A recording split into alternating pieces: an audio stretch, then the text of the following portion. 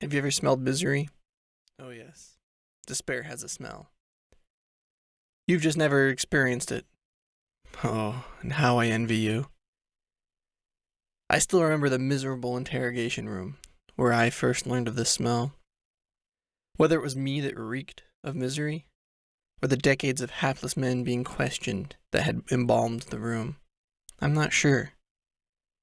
But I have to say that vile smell was nothing like I'd ever experienced. Left alone, I could almost taste despair's musty urine, mixed with a heady stench of dismay. If you don't understand by now, I guess you'll just have to trust me. It's really not worth learning for yourself. Because for me, it took the murder of 6 people for me to learn despair's scent. And so, in the little coffin of a room I sat, cuffed to the table and dressed in blue jeans, splattered with my friend's blood, I waited, trying not to blink. You see, the only thing worse than the smell and the isolation were the visions of a gory forest behind my eyes. And all I had to do was ignore the burning of my eyes, and everything would be okay. Grab the gun, Liam! Grab the gun! Like the tolling of a midnight bell in my mind, beautiful Terry's scream echoed, curdling what little was in my stomach. My mind reeled, but I couldn't break free from the memory's grasp. I was forced to look into the face of my dying friend. I couldn't break free. At last, the need to breathe slapped me back into reality. I tried to gasp for air when a sob cut off my scramble for oxygen. My vision began to blur. Afraid of what I may see if I black out, I turned my face to stare at the air vent where a calming breeze flowed. At first, it was what I needed to calm my worn-out heart. But soon the darkness of the air duct suddenly turned into a dark tree hollow with something lurking inside. I shivered and turned my eyes back to the stainless steel table, all without blinking. All I had to do was not blink.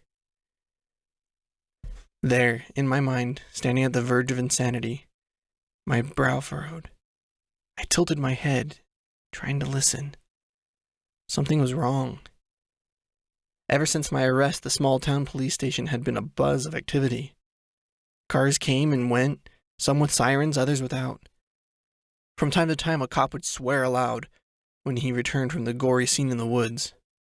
I understood the frenzy they were in. It wasn't every day that 6 college students were killed in horrendous ways. Looking at the heavy wooden door, I felt my body grow tense. Silence was bad. It was the sound that the creature in the woods made when it stalked me and my friends. Silence always preceded the loud cracks of bone and the boom of the gun. The creature liked silence, because it was silence. My body became tense, afraid of what evil may be lurking out in the silence of the police station. Liam, grab the gun! I winced as Terry's memory tarnished the silence I was choking in. I had accidentally blinked again, and for a moment, there she was. My exhausted mind cried, as again I was forced to look into Terry's mask of terror and blood. The sound of a key being slid into a lock ripped me from the murder in the woods, and I stood in shock. My wrists screamed as the cuffs bit into my arms and strained against the loop on the table. The door opened, and a woman, wearing a black coat and skirt, stepped in, closing the door behind her. "Liam Jones?"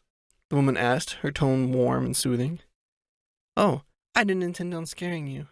My name is Sarah Lynch, and I have some questions for you." She took 2 steps and paused in the middle of the interrogation room, like a child not sure of what to do. For a long while we stared at one another. Finally, after some fidgeting, she sat in the chair across from me, placing a leather case on the ground beside her. Feeling as though my soul had aged a decade, in the span of 2 seconds I collapsed into my chair.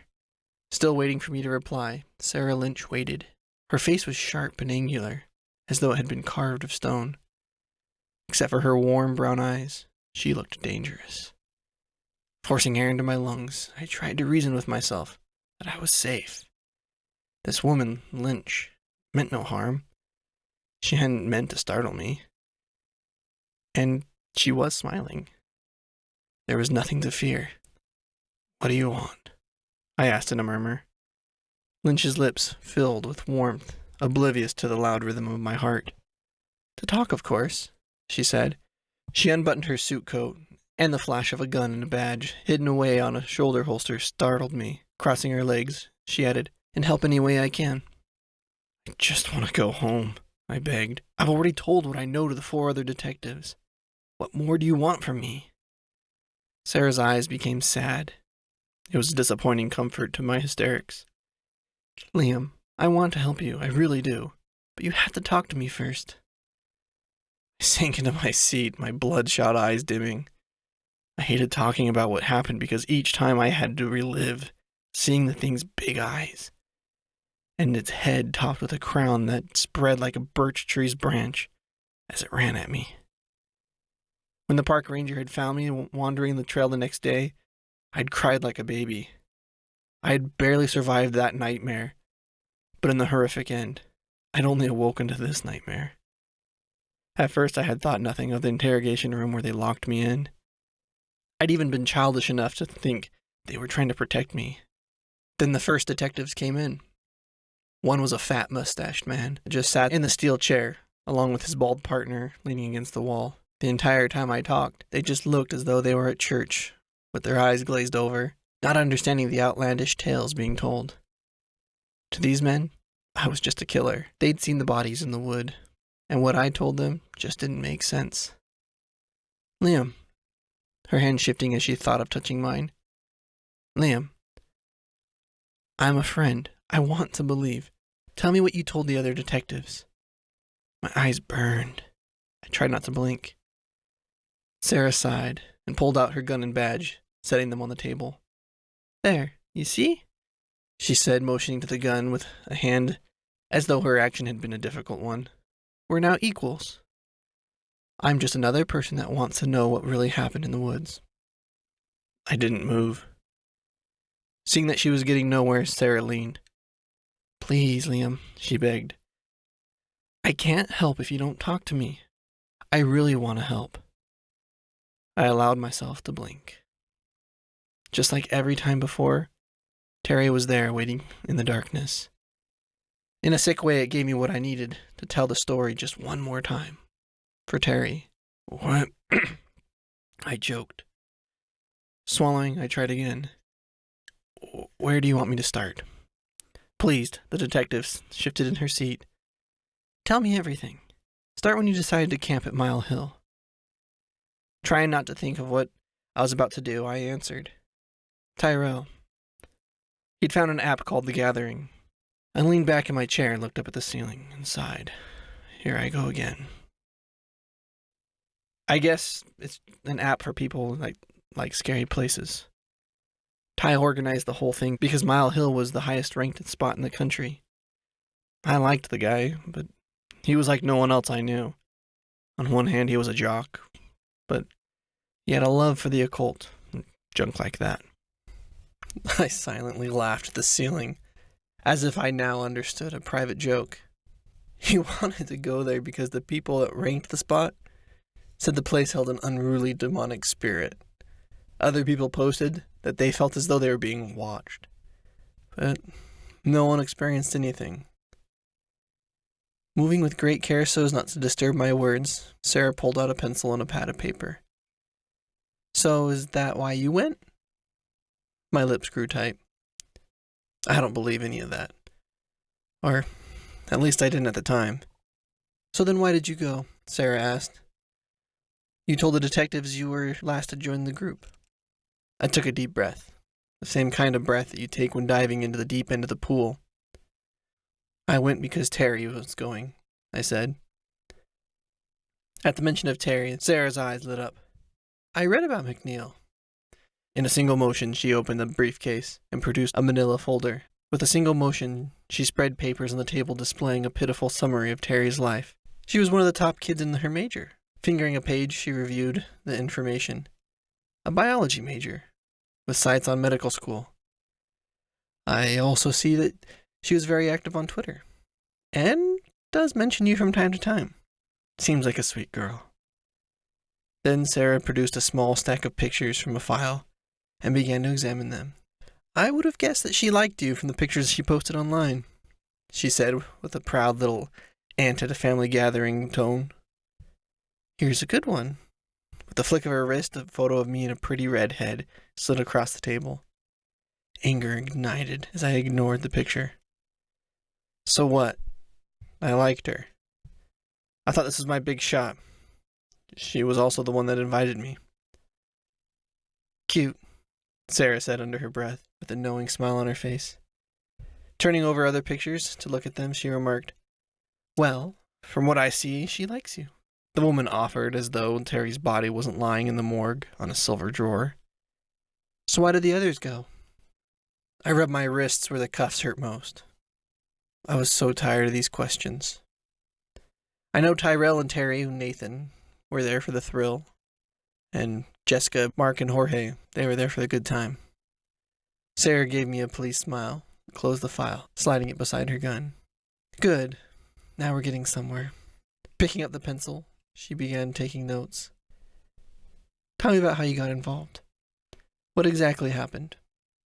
Thinking, I ran my tongue across the back of my bottom lip, feeling the teeth marks that stood as a reminder of what had happened. For a second, the taste of blood soiled my mouth. I swallowed.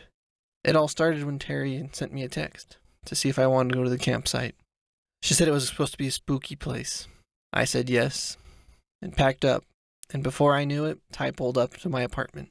Not wanting to have the file pulled out to see another of my friends' lives spread out, I quickly added, I'm sure you know about Tyrell. He's a psychology major and mixes what he knows with the paranormal. He was always going to abandoned buildings and stuff like that. He's invited me a few times, but I never went. The detective tapped her pencil on the pad of paper, her eyes tight in thought. Who brought the beer? My throat grew tight. I hadn't bothered to mention that we had been drinking to the other detectives, mainly because there were 3 of us that were underaged. My first instinct was not to answer. You see, I'm no snitch. But then, I remembered the guilty ones were dead, so I answered. Mark and Jorge, ask any of their friends. When there's a party, they bring the alcohol.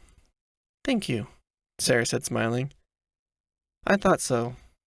They were both 21, but is it normal for them to buy for underaged? I scowled. I don't see what that has to do with anything. Sarah nodded and took note. I'm just getting the facts straight, that's all. She paused and then asked, What about the weed? Who brought that? An invisible knife slid into my stomach and turned. How did she know?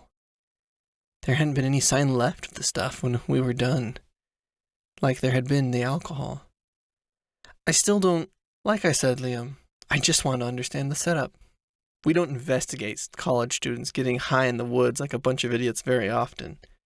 Lynch's face grew tight and twisted into a wicked smile. Trust me, even though we look old and mature, we were young ones. She stopped and tilted her head. Liam, more than anything, I want you to trust me. Without missing a beat, I lifted my cuffed hands and nodded to my bonds. Then trust me. Sarah Lynch sat and watched me, her once glowing eyes showing nothing. At last she tossed a set of keys to the table, all the while studying me. Peeling off the cuffs, I rubbed my swollen wrists and continued. Ty's car is too small for everyone, so he took 2 cars. I was with Terry and Ty. The rest rode with Nathan. It was a normal ride. Nothing happened. Returning to her notepad, Lynch nodded. What did you talk about? I shrugged. Terry was really into Ty's theories of Mile Hill. He said it was strange that the place had no previous history of the occult or murder or whatever. I guess it usually takes something really evil to make what the app described. I didn't listen much more than that. I didn't believe in ghosts or anything. So after a while, I just got on my phone. Grab the gun! I froze. The bloody face of Terry flashed. This time, regret washed over me in a wave of memories. Liam. The detective tapped the table. Liam? Looking up like a guilty child, I shivered. Huh. What happened after you got there? I ran my tongue over the teeth marks in my mouth, trying to escape the terror behind my eyes. Nothing. I laughed weakly. The place was a joke. We got out of the cars and walked around the parking area for a bit. Terry suggested that we hike the mile to the campground and at least give it a try. So that's what we did. We hiked. I have to say that when we got there, everyone was a little disappointed. The leaves were turning yellow and red, giving the place more of a cheap postcard look rather than a haunted wood.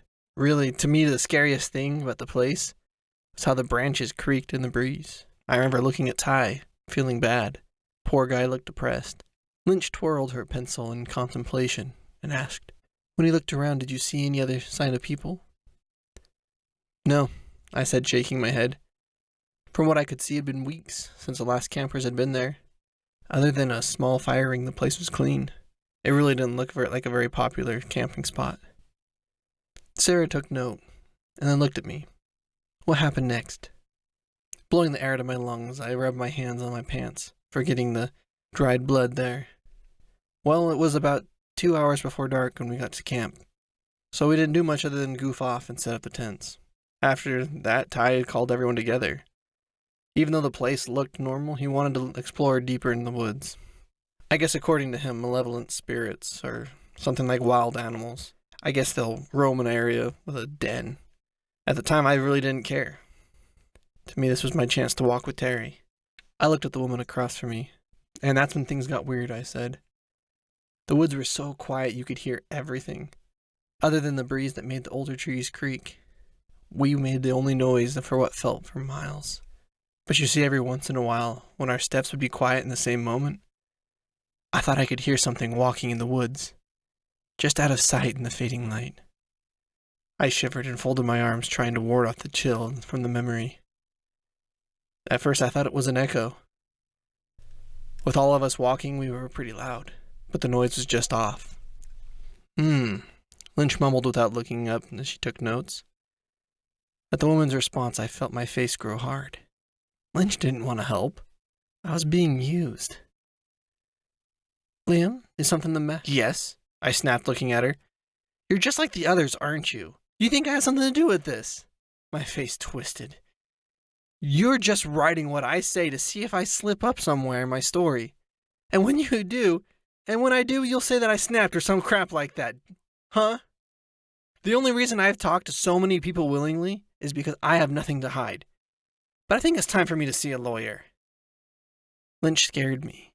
Just as cool as can be, she set down the pencil and pad and sighed. "I'm sorry I came across like that, Liam. I think the fact that I've been waiting patiently is proof that I want to hear every part of the story as you know it." She leaned forward and looked into my eyes. "Come on, Liam. I'm listening." As I met her gaze, the aroma of hopelessness wafted past my nose. Behind those warm eyes, something scared me. Like the soulless gaze of the creature in the woods, there was a hunger behind her eyes. "No," I said, fear ruining my confidence. I want to see a lawyer. I want to talk to your supervisor about how I've been treated." Lynch sighed and leaned back, uncrossing her legs. "I can't do that.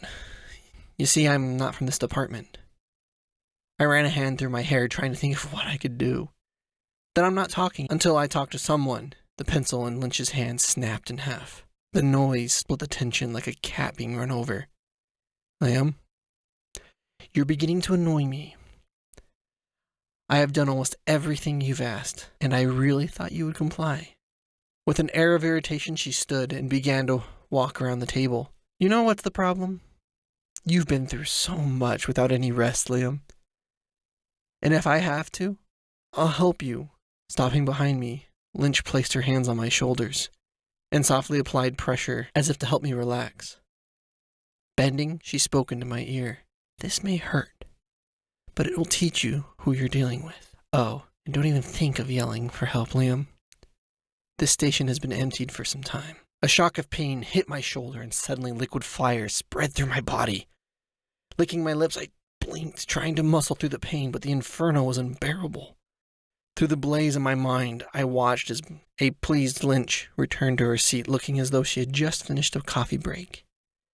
While I shivered in pain, she adjusted a large ring in her hand. When I started to think that it would never end, the pain receded, leaving me feeling raw and sick. Even though the blaze was gone, my thoughts felt muddy. But soon, the mud cleared and I felt relaxed. Finally, Lynch shuffled through her briefcase and found a new pencil, and looked up as if nothing had happened. A smile formed on her dead face. "Liam," she said, "I'm hurt that you think that I'm here just to trip you up in your story. What I want is just the truth. So with that said, tell me about the walk through the woods. You say you kept hearing noises. What I want to know is how Tyrell knew where to go. Did he use anything to divine that direction? Or was it just a guess?" I blinked and smiled, surprised what I saw. I blinked again. It amazed me how Terry was no longer hiding behind my eyelids. Whatever was in that injection actually did make me feel rested. "No," a voice said, coming from my lips. Ty said it was like tracking an animal. I heard him tell beautiful Terry. I shut my eyes hard, trying to figure out why the voice was so loud.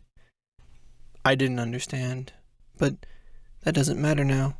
He's dead. Lynch nodded. "Ah, so he's a chaser." Again, she took notes, like a doctor filling out a patient's medical history. She asked, without looking up, "Tell me, Liam, did he find sign left by a living creature or spirit?" My face bunched up and my lips puckered as I tried to remember. Still feeling like I was on cloud 9, I replied, "Ty said he found an angry spirit. He found signs like ugly leaves with black spots on yellowed exterior. They looked normal to me. He did say, though, that because the air was stale smelling. He called it the creature's aroma, but I thought that was all he'll show. No one really cared other than Terry and Nathan." Pleased with my newfound openness, Lynch smirked. "What happened next?" I scratched my chin. Without the emotion of the memory shading my words, remembering was easy. Ty led us to a tree in the middle of the woods. It was ugly, with roots stretching above the dirt for 8 feet or so, as though it were reaching for us. My head bobbed. The twisted trunk and branches looked like muscles. It looked like it had walked there, and then stopped for a rest. What I found strange was the blood-red leaves that clung to the branches, while the other trees in the area were either bare or held yellow-orange ones. At my answer, Lynch actually looked confused. "Liam, usually with a malignant spirit or aberration, there's usually a feeling in the air similar to sorrow or kind of similar to a funeral home. Did you notice anything like that?" My jaw dropped and I gasped like a stupid fool. "How'd you know?" The feeling in the area was really depressing. Nathan called it weird. Jessica said it's scary, but Ty nailed it with, what was it? Demoralizing. Everyone admitted it. And you know what? I'll tell you, that's where I began to think the app was right. Something was in the woods, watching us. The woman looked up from her pad with a look of ecstasy. Did anyone else feel this feeling, as though something was watching them? Without the bars of emotion to cloud my memory, I shook my head. I don't think so. They all were pretty busy looking at the tree. But I felt it somewhere in the woods. Lynch shifted. "Let me make sure we're clear. Did you feel like the tree was watching you?" she asked. "No," I said, annoyed. I already said the sad feeling radiated from the tree. But the eyes, they were elsewhere. Not part of the tree. Lynch returned to her paperwork, her lips tight in concentration. She looked up at me, eager for more to write. What happened next? Still feeling drugged, I looked around, as if there were eavesdroppers in the room. I leaned in and whispered, in almost a whisper, "Ty told us that some spirits can possess nature. He guessed it was the tree that was the manifestation of the evil incarnate." I nodded, and in an instant my voice returned to its regular tone. To me, he looked relieved. He said, "If these spirits had been able to possess living creatures, the laws of nature would almost be void. Like these things have inhuman strength and move in bizarre ways." But you want to know what I found out? That's when I found out that he was carrying a gun the whole time. I have to say I was pretty mad. I don't like them. Anyway, he said that if there was a creature in the woods, there was a decent chance that by breaking the vessel, the spirit would be forced back to where it came from. Lynch actually looked impressed and wrote a little more animatedly. "Tyrell really seems to know his stuff." He really did, I nodded, smiling proudly at my dead friend. He said he was a part of a dark web group. He told us about deep web chat rooms, that he was a webmaster or something. They were ghost hunters or collectors or whatever. I didn't mention it earlier because I wasn't sure if you'd believe me. Without looking up, Lynch said, "I'm glad you can trust me, Liam." "You're welcome," I said, smiling. Well, anyway, standing in that small clearing, my nerves were screaming. I could just feel something in the woods with its eyes behind us and getting close. I knew it, but I didn't say anything. For some reason, Mark found the whole thing humorous, though. He walked up to the tree and tried to climb it. Getting on a branch, I remember Mark standing there and saying, "Look, I'm Rafiki. Asante-san, a squash banana." Everyone got a big kick out of him, except for Tyrell, who yelled at him to leave the tree alone, and that he wasn't sure if the tree was sentient or not. Mark and Jorge laughed, feeling as though we had found our evil spirit. We went back to camp. The sun went down. We made a huge fire. At the time, I wasn't much company. You see, the feeling of being watched was haunting me. That was when Mark and Jorge brought out the weed and beer. Like a bunch of idiots, we kicked back and forgot the darkness behind the trees. After a few drinks, even Ty relaxed. "Tell me," Lynch said, as though she were taking an order at a restaurant, "when did the creature make its first move?" Inside my mind, I screamed, and the bonds on my chemical chains strained for a second. To this heartless woman, my friends were statistics. It hurt. After a moment, I felt the chemicals take control again, but this time with not as much strength. "Ty," I said, answering Lynch's question. He and Jessica were making out and having a good time. And that's when Mark called to him. He laughed at Ty and bet him $20 that he was too chicken to go stand with his back at the tree line. The thing about Tyrell was that he was not only a guy that loved to be spooked, he was prideful. Like an idiot, he pushed Jessica from him and walked to the trees. I remember the fire crackling and sparkling as his shape turned to gray in the night. After a moment, all we could see were the whites of his eyes dancing in the flickering light. He stood there, with his back to the tree line, and laughed. Whether from the alcohol or the fear biting at his back, I'm not sure. But what scared me most were the words he yelled out in defiance of the night. He said... I paused and scratched my chin. He said something like, "I have seen the yawning of the universe." Looking unimpressed, Lynch nodded, said, "I have seen the dark universe yawning, where the planets roll without aim, where they roll with their horror unheeded, without knowledge, luster, or name." Lynch returned to her notes, saying, "Lovecraft," as though it was all I needed to know. "It's a Webmaster Legion oath." I'm not surprised he knew it, seeing as I was a member. Turning back to her notes, she ordered me to continue. Returning to my memory, I could feel the repressed motions, fighting to be heard. The weak drug was wearing off. I could feel myself returning. Those were his last words, I said, swallowing with desire to weep. Because just like that, he screamed and was pulled into the darkness behind him. Lynch lifted her eyes and looked at me. I continued. Mark and Nathan jumped up, running, shining their flashlights into the trees.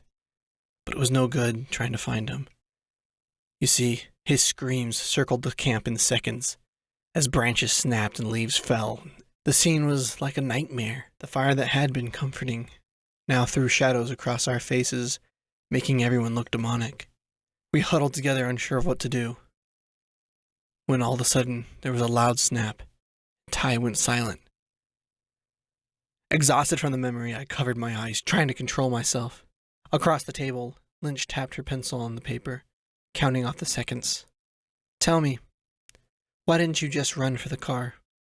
I looked up from my hands, my eyes glittering in the light. The car was a mile away, I said as the edge of my lip betrayed my emotion. Whatever had killed Ty had dragged him around the camp so fast that it would have killed us before we made it to the trail. I blinked, and just like that I shivered as I entered the dark forest scene again. I think it was Jessica that fell to the ground crying and moaning that we were all dead. My throat grew tight. My raw emotion now stung like a whip. Whatever was in Lynch's poison ring was now really beginning to fade. We stood by the fire, afraid to run. We all knew the creature was there watching us, waiting for us to move. The light from the fire seemed to keep the thing away, but after an hour or so we burned everything within reach. Nathan took the gun and we gathered around the dying fire. It was around midnight. At the mention of the gun, Lynch looked up interested. What kind of gun was it? Could you tell me if Ty had done anything to it? Nausea washed over me as the chemical spell finally broke. Clenching my fists, I fought to remain in control. Now that I'd experienced Lynch's secret weapon, I knew I couldn't live through another chemical injection again. I had to get out of here.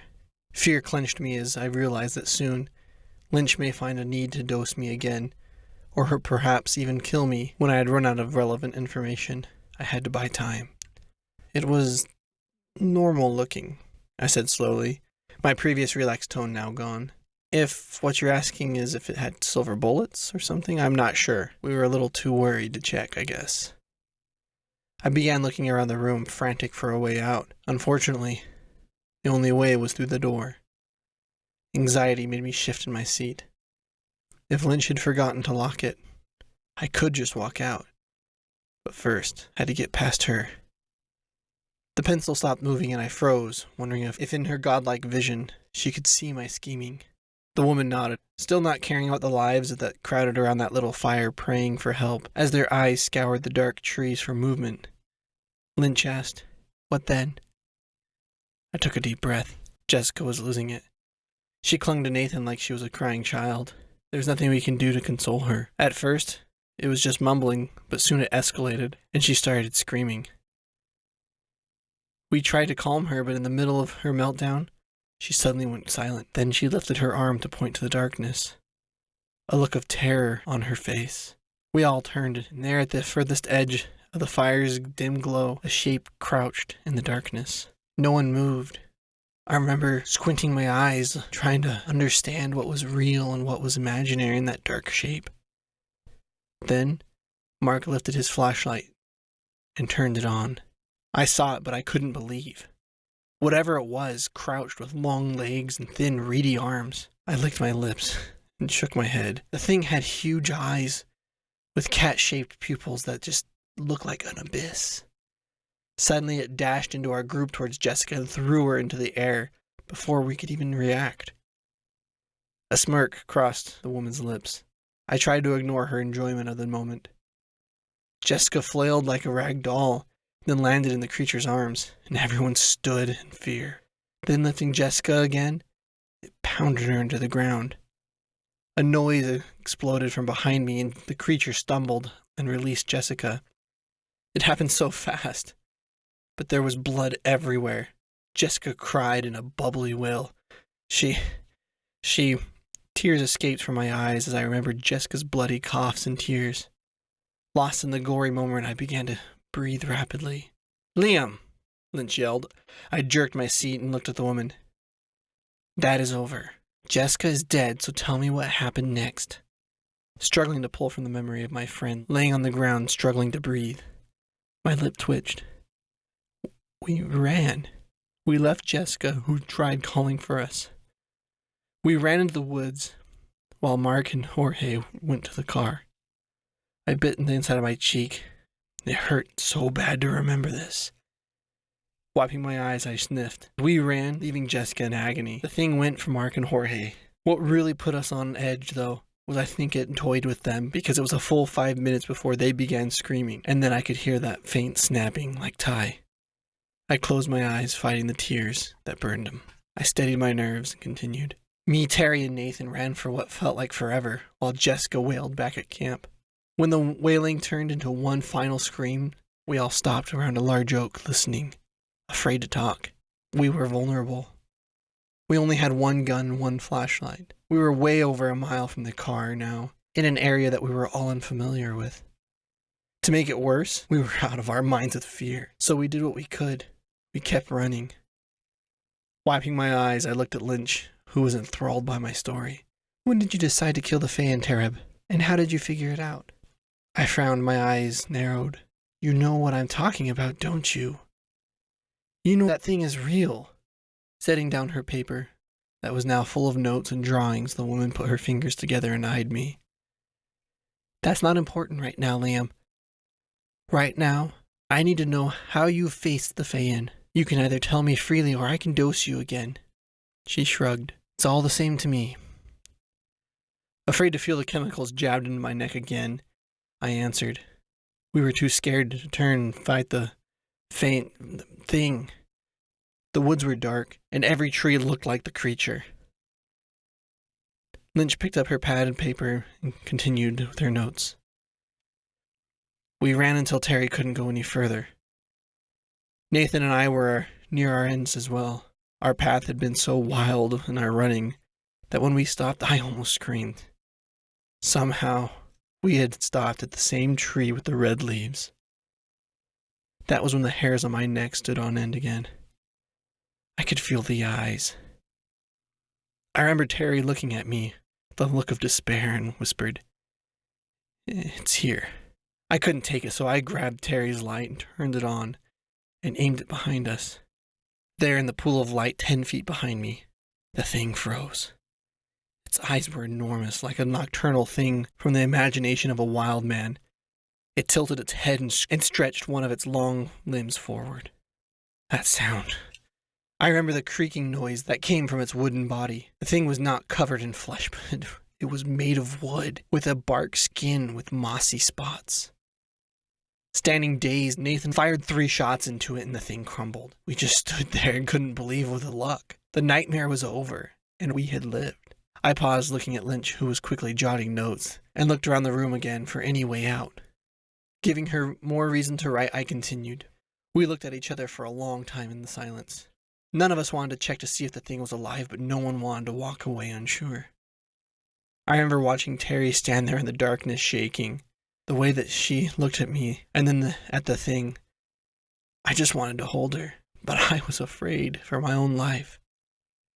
I remember her face and how. "Liam," Lynch said, still writing, "get back to the details. You have no idea how important this is. What happened next?" "Well," I said, "Nathan was the one to walk over. I'm pretty sure he knew he was almost out of bullets, and didn't want to waste a single one. From where I stood, the thing did look dead. It appeared as harmless as a dead bush. Nathan approached and looked down and kicked it. I don't know where he had the guts to actually kick it, but the thing grabbed his foot in mid-kick. Like a lightning bolt, it jumped up, and with the speed of a devil, it flew between Terry and me towards the tree. It used Nathan like a club to knock me over. Then, like forcing a coin into a hole that is too small, it pushed Nathan's head into a hollow of the tree. With a shaking hand, I wiped a tear. The cold-hearted woman watched me as though weighing the value of letting me cry, all the while tapping her pen in annoyance. "So how did you survive? This thing is an incredible killer. Why did someone like you make it but none of the others?" She blinked while holding the cursed pencil at the ready. Wiping my nose, I stammered, "I don't know." With Nathan's limp body still in its hands, it howled. The noise was unlike something I could imagine. It howled, and then it attacked, throwing Terry into the air. Dazed and on the ground, I tried to get up.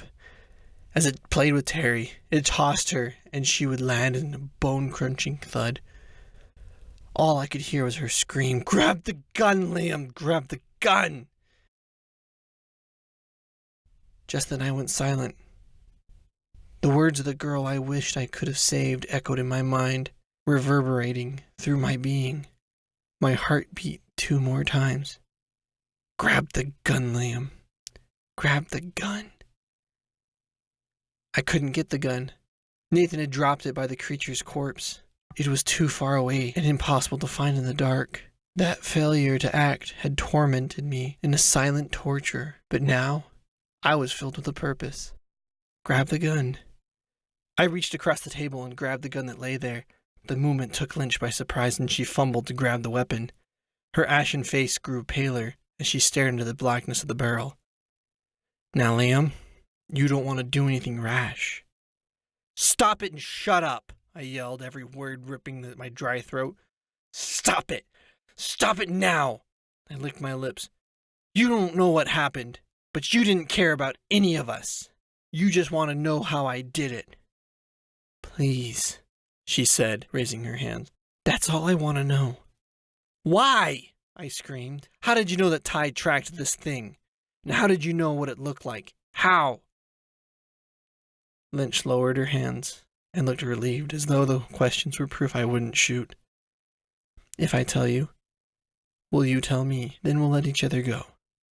Trying to prove a point, I pulled the slide of the gun back. As the slide clicked back, the bullet in the chamber fell to the ground with a thud, and a new one slipped into its place. Okay, Lynch begged, throwing her hands back into the air. We don't know where the Fayn Turab came from. That's the truth. They have been popping up all over the world in remote locations. We found one and created the Gathering app to lure hunters like Tyrell in. He was a perfect candidate to figure out how to stop these things. I was assigned to location 21B. I'm just an analyst. That's it, I promise. I watched you and your friends from the fire tower in the distance. The problem was we couldn't figure out how you killed it. Please, Liam, tell me. You'll save lives. I watched as the heartless woman from the unknown group with the ability to clear out a police station and also observe haunted locations as people died, and to do so with the ease of cutting bread. Tell me, I asked, my voice cold. Did you plan to tell the police I didn't kill my friends and that you were watching us? Lynch's face remained emotionless. Of course. This was supposed to be a simple interview, and then we would have passed on our findings. With a single motion of the gun, I directed Sarah Lynch to my seat and for her to cuff herself. Well then, I said slowly and deliberately, we did have a deal. But I'm going back on it because I can't trust you to ever do the right thing. Turning my back, I stepped to the door and paused. Then walking back to the table, I took the pad of notes and her badge. Tell me! Lynch yelled in an almost unhuman scream. Opening the door, I left without looking back. Walking down the hall, I could hear the woman's threats, and even her chair being knocked over. Feeling just as callous as she had been, I walked through the empty station and into the world that had once been a simple and peaceful place. Hi there, this is Judd Richardson. Thanks for making it to the end of my video. If you liked my story and my presentation, please subscribe. The button's right down below. If you want to help out the channel, share my story. Send a link to Facebook. Tell your friends on Twitter, or even Instagram it. Any sharing goes a long way. And please stay tuned. I have my first submission from another author, and I'm very excited to get that up. It'll be a week or two. But please, stay tuned.